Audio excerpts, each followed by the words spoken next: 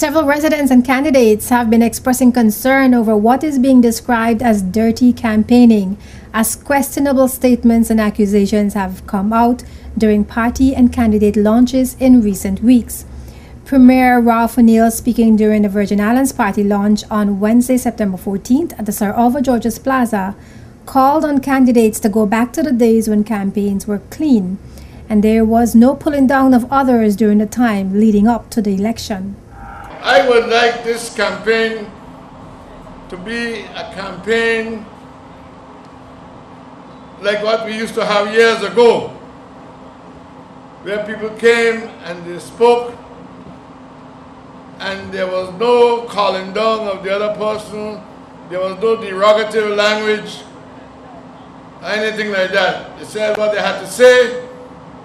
People went to the polls on voting day and did what they had to do, and everybody rejoiced at the result. And so we cannot allow politics to divide us in such a way that we end up in cursing and calling bad names on the platform.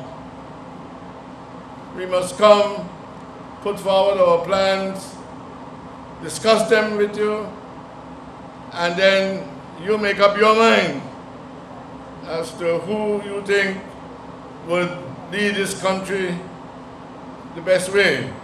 However, the Premier's call for a clean campaign has been in question over past weeks, as some statements are coming across to members of the public as derogatory and in contradiction to the Premier's call, including the Premier himself. Several online media houses have carried captions depicting the tone of candidates addressing each other rather than addressing the issues facing the territory.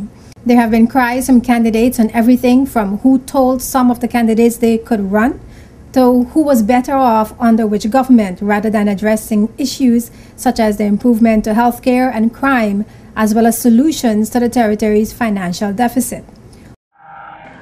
But I said that who troubled me going to hear from me.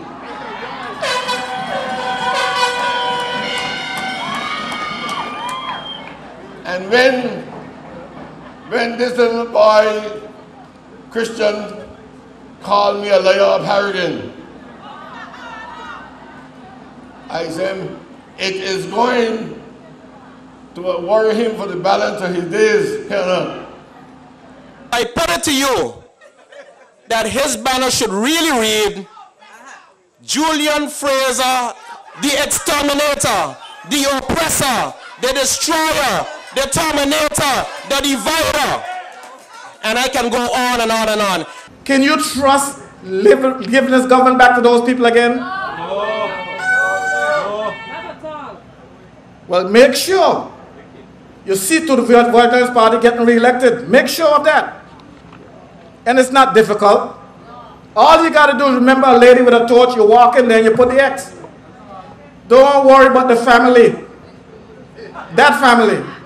That's a phony family. Where everybody got 2 women.